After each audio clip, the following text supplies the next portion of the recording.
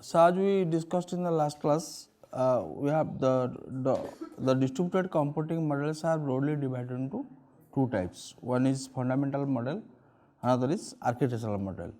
So under the architectural model, we have again subdivided into two types, that is client server model, another is peer to peer model. I think these things we have discussed in detail, how the client server model is different from the peer to peer server model. Then under the fundamental model, we have again three types of models.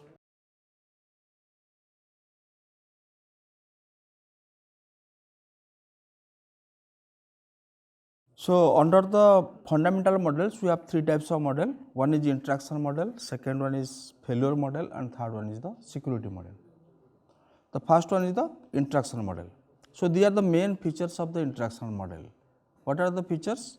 The first point says the computation occurs within the processes, right? So that already we have discussed that every process has to compute something.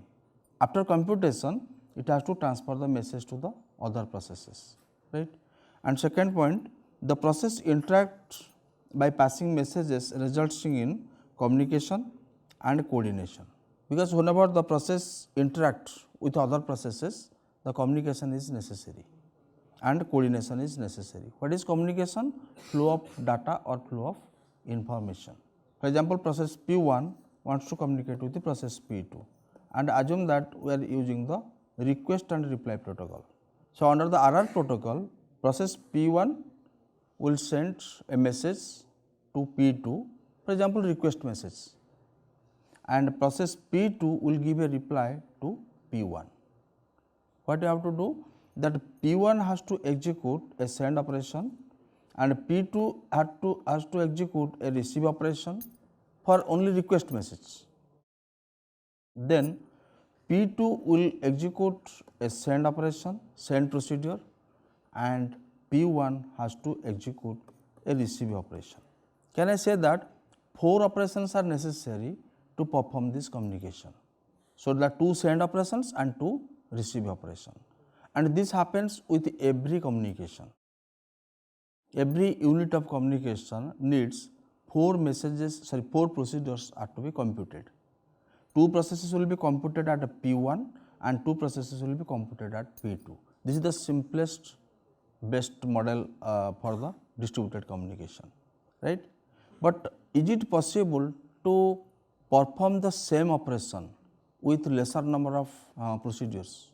Because here we are depending on 4 procedures to accomplish this task, to transfer one message from P1 to P2 and P2 to P1. Is it possible to reduce the number of procedures for carrying out this task? That is a question, right? And if I say request, reply and A, acknowledgement, again another 2 procedures are necessary. So 6 procedures are necessary for the single message transmission. So it becomes very costly. We cannot afford, unless it is a safety critical application or very important application, we cannot consume 6 procedures, 6 times the 6 procedures to be executed for achieving this. Okay? And if I say only request protocol, only one message is sufficient. If I say RR, 4 procedures are to be executed, and if I say RRA, 6 procedures are to be executed. 2, 4, 6. Is it okay?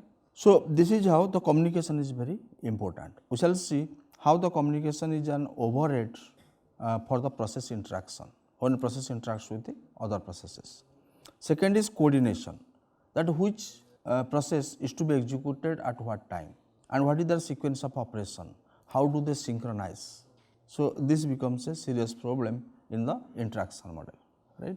Then communication takes place with the delays, that already we have discussed. Since a loosely coupled system, so message has to be transferred via network. Therefore, communication takes place with the delays. So delay should be taken into account. Then what are the performance parameters which will be affected by this model? The latency. This latency due to message, as I told you, before sending a message, the message must be prepared by the process. So for that, it has to spend some time, message. Then network latency will be there as usual, and system latency, operating system latency. So all 3 contribute to the latency, and our goal is to improve this latency. And what is bandwidth? Bandwidth usually expressed in Mbps or kbps, etc. Okay. So, this must be also improved. What is jitter? Jitter is the time between the request or query is sent to the system and we get the reply. How fast we are getting the reply? The time at which the request is sent and time at which the first reply come from the system. That is the jitter, and that jitter effect, delay, jitter is generally a time, a delay, and this delay should be as minimum as possible, so that user will not be able to know that so many processes are being executed and communication is going on, right. Then the two types of interaction model, one is synchronous, another is asynchronous. So, let us see what are the main features of the synchronous communication and what are the main features of asynchronous communication. Next.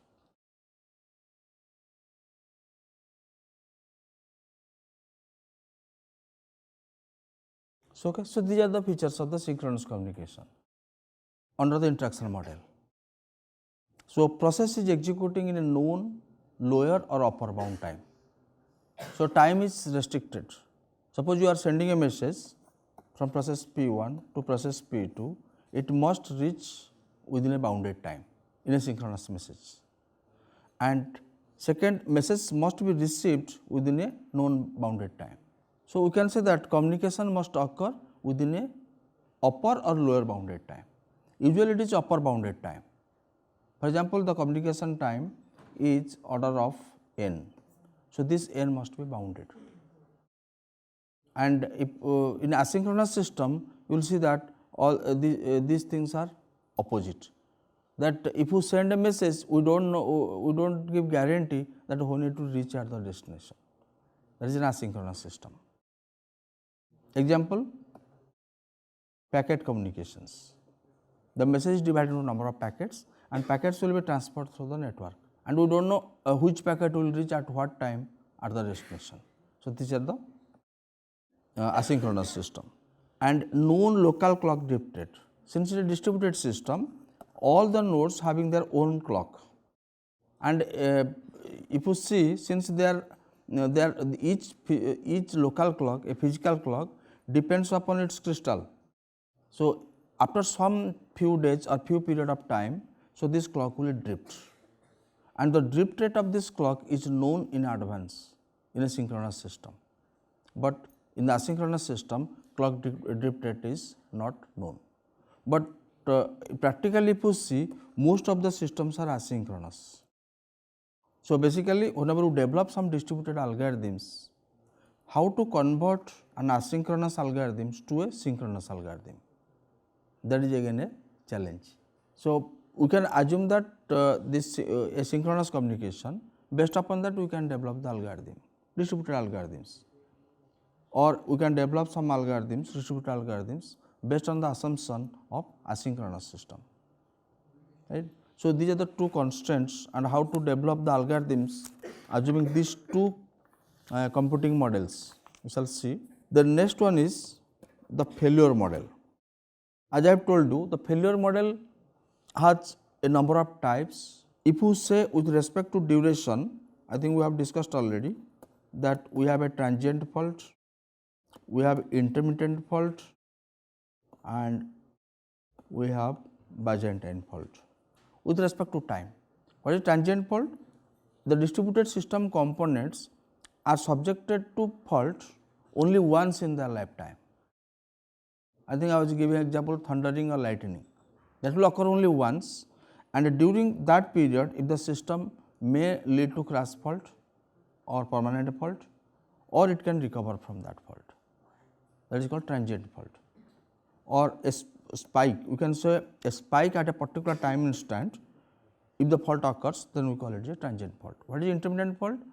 The components will behave sometimes fault free, sometimes faulty, sometimes fault free, sometimes faulty, and the duration of this faultiness and fault freeness is not constant. For example, for 3 seconds it is fault free, for 2 seconds it can be faulty, 5 seconds it is fault free, 1 second it can be faulty. The duration is not fixed, right. And what is Byzantine? Any kind of arbitrary at any arbitrary time the node may be subjected to any kind of fault. It is a superset of all kinds of faults in the distributed system. So, we can write Byzantine fault is a superset of intermittent and it is a superset of transient, a superset of crash fault, or in reverse I can say crash fault is a subset of transient fault is a subset of intermittent fault, and intermittent fault is the Byzantine fault, and this Byzantine fault is the superset any arbitrary behavior, right. So, these are the different types of faults. So, whenever we design a failure model for a distributed system, we have to focus on three aspects: causes of fault, types of fault, fault detection, fault diagnosis, right. So, whenever we design a failure model for a distributed system, we have to focus on this, at least these four, and you can also add one more: fault recovery or repair. Okay. So, what is causes of fault? Again, it depends upon the application situation. When the distributed systems are available in some hostile environments or human inaccessible environments. So, the depending upon the environment, those components will be affected by the some parameters from the environment, right. For example, noise. Due to noise also it can be faulty, any cause, or it can be faulty due to physical damage, it is destroyed somehow, okay. Or the causes of faults can be low battery power or battery power is exhausted, right. So, this battery power, physical damage, this may lead to crash fault because the nodes are not working, the components are not working at all. But it may so happen that due to noise, for example, the node is working but giving some erroneous result.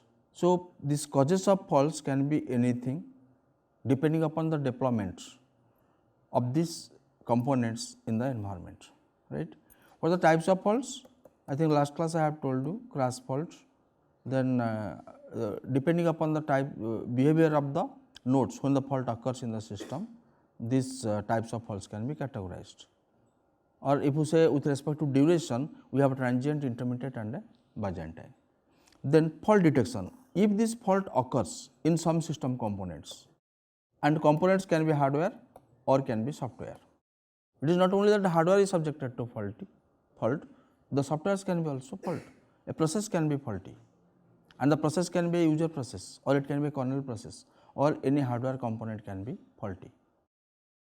The network, even you can consider link or channel can be also faulty, and node faults and channel faults are taken separately, right. So, the distributed system, nodes can be faulty, channels can be faulty, and any software component can be faulty. But how to detect this fault? Suppose a fault occurs in the system, how to detect it? You have to test it. So, testing is a methodology to detect a fault. How to test it? For example, I am testing for a crash fault. This is a node, this is a node. Now, this node P1 wants to test whether P2 is correct or wrong, right. So, P1 will send a message and wait for a reply. If the reply does not come within a time bound, a timeout period, P1 will declare that P2 is faulty, crash faulty, it is not working because there is no response from the P2. So, P1 will send a message to P2 anticipating a reply message from P2 to P1, and if the message does not reach within a timeout or within a bounded time, then P1 declares that P2 is faulty. Am I clear? So, whenever P1 sends this message P2, P2 may not receive this message, isn't it? And if P2 does not receive the message, then P1 will time out and P1 declares P2. And after the timeout, P2 sends the request message is received by P2, then P2 will send a reply message. So, the main challenge here, how to estimate the timeout period, how much you should ensure the timeout should be this much, so that P1 successfully can declare P2 is faulty. Otherwise, what will happen? P2 may be fault free, but P1 will be knowing it is faulty. So, timeout is very important. So, there are three cases will arrive.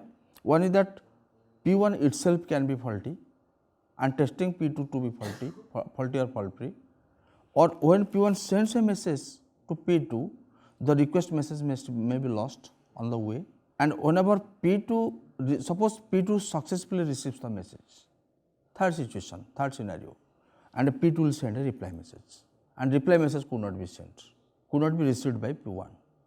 So, one case is that P1 can be faulty. Second case, P1 is fault free, but request message is lost. And third situation, request message successfully could reach to P2, but the reply message is lost. And all the three scenarios are enough to prove that P1 will declare P2 faulty if the timeout exceeds, right. So, then how to estimate the timeout period? That depends upon the topology of the distributed system, how the nodes are connected to each other.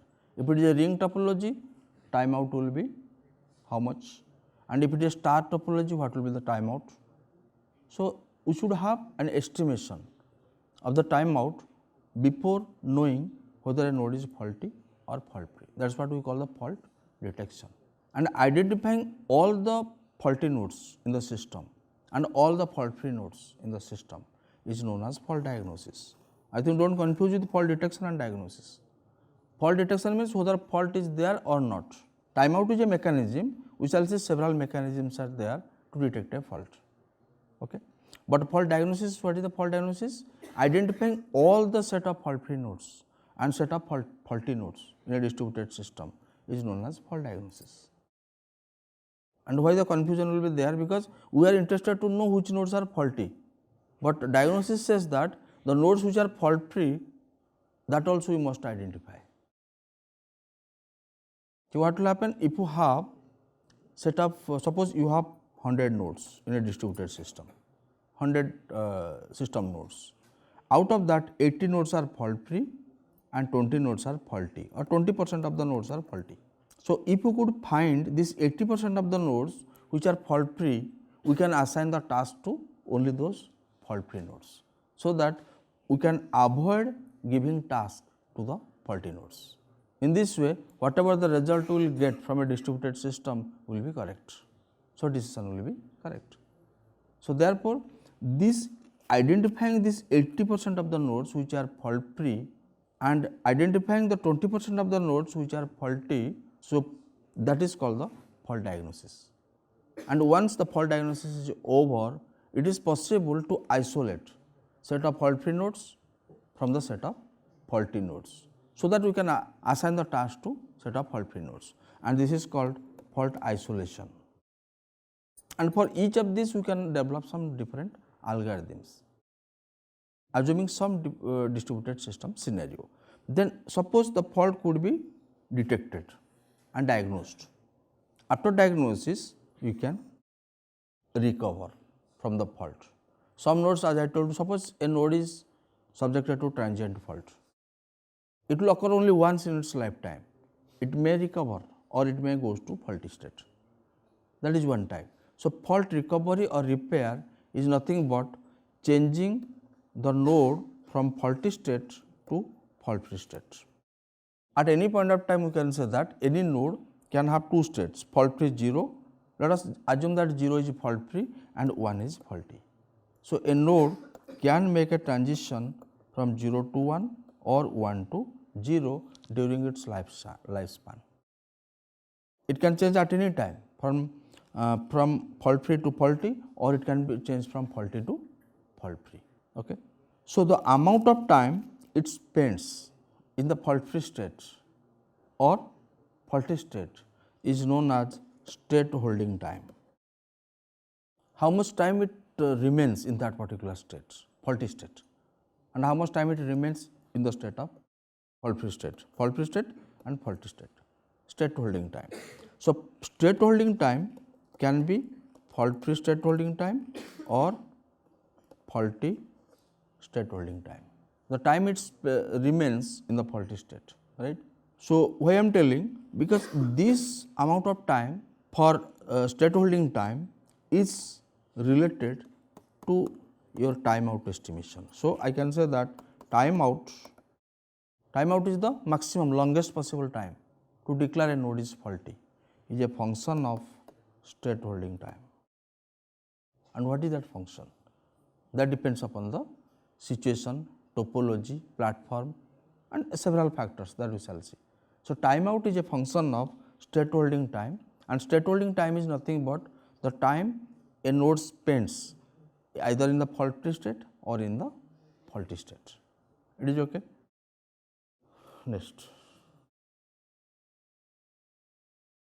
suppose a node P1 tests a node P2 to know whether P2 is faulty or fault free.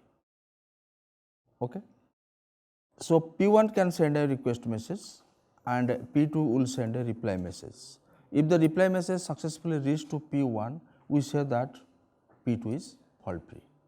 But whenever this testing process is going on in a distributed system, the node A and node B, assume that node A is testing node B. Every node can be a process or service. So, this can be fault free, both can be fault free. What would be the outcome, final outcome? Fault free will give a fault free. Fault free, and suppose the second node is faulty, the outcome will be faulty.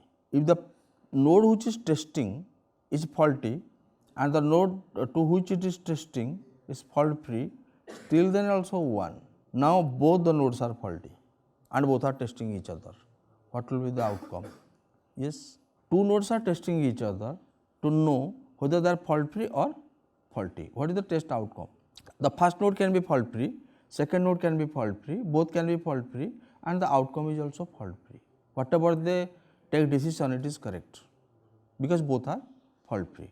This is how we have to interpret. Suppose a node is fault free and testing another node which is faulty. So, what will be the outcome? Faulty. I think these two are very clear. Now, the node which testing is faulty and tested node is fault free. What will be the outcome? Still it is faulty, because some people also claim that this can be also fault free sometimes, not all the times, or we can say 0 or 1. Outcome will be 0 or 1. And if the both the nodes are faulty, again the outcome can be 0 or 1 or it can be 1. So, this is called the fault model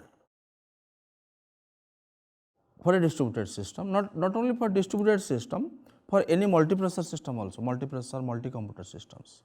So, this fault model was first proposed by 3 scientists. One is Preparata, second is Mech and third is Chien in 1967.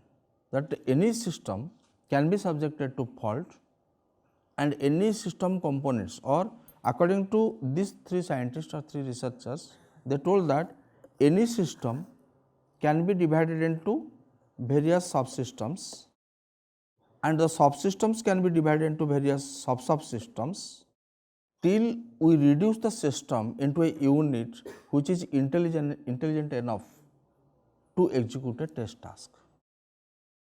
Am I clear? So, according to these authors, they told that you can take any system in the world, it can be divided into subsystems and every subsystem can be further divided into subsystems, then that can be also further divided, and we can go on dividing the subsystems into a smallest unit, and that unit should be intelligent, it cannot be passive. Printer cannot be a smallest unit in this case. Complete a node in a distributed system can be an intelligent node. Intelligent node means which has the processing capability. It must have a processor inside that.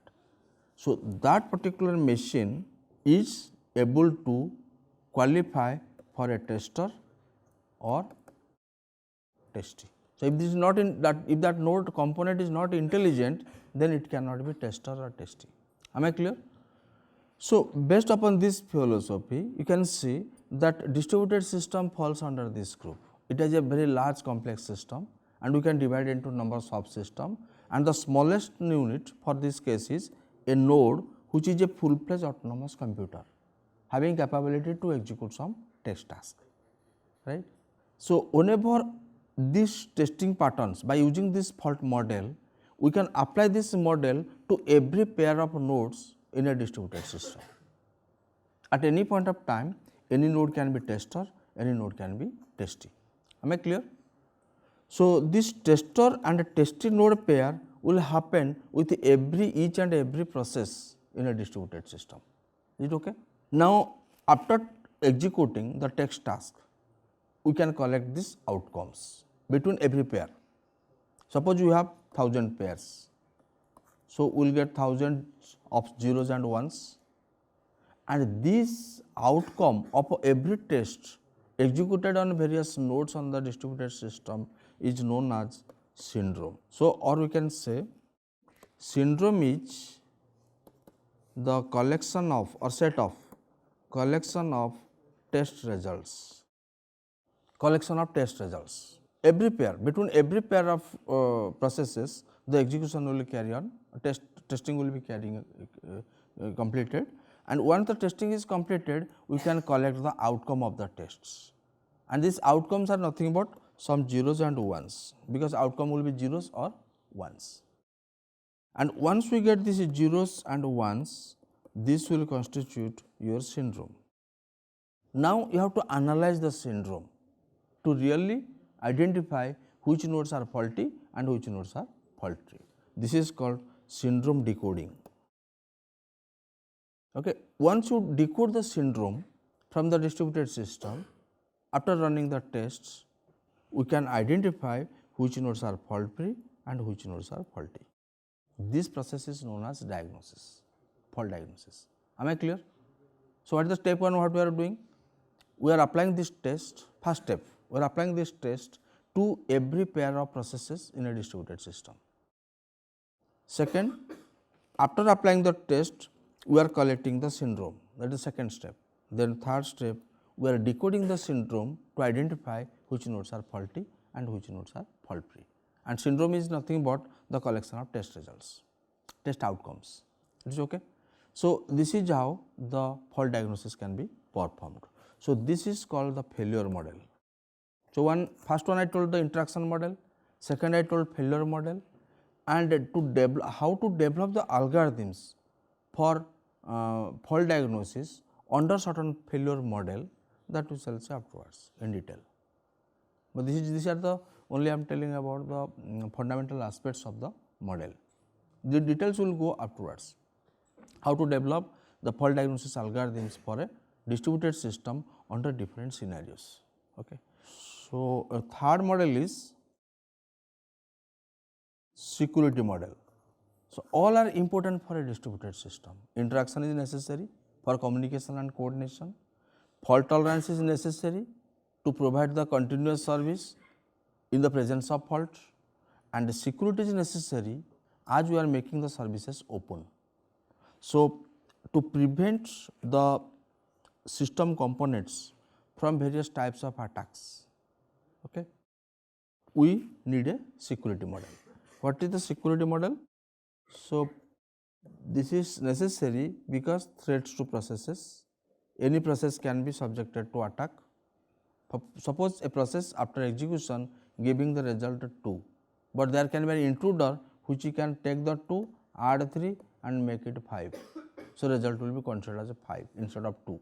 The actual result is 2, but due to forging of some erroneous data to your message, it can be related to 5. So, that is threats to process. Then threats to communication channel. This is very important. Process executed and the same message is sent through the communication medium, and intruder can access the communication medium with the proper synchronization with somehow it is able to know the message. Then again it can modify the message and resend to the destination. So, destination will get a modified message. So, that means the communication channel is subjected to threat, process is also subjected to threat, and third is denial of service. That client side wants a service, but server denies this, I cannot provide this service. What will happen? And why it will not, why it will deny the service? Because of the overload or because of the unavailability of the resources which client wants. So, all these are the very important aspects when we establish a security model. So, how to solve these security models? The way, the different fault models I told you, and there is a way to detect the fault by using the testing. Similarly, how to detect whether a message is attacked by the attacker or not. So, for that what you have to do? You have to follow cryptography. So, cryptography is a process or a method by which we can detect whether a message is forced or malicious or not.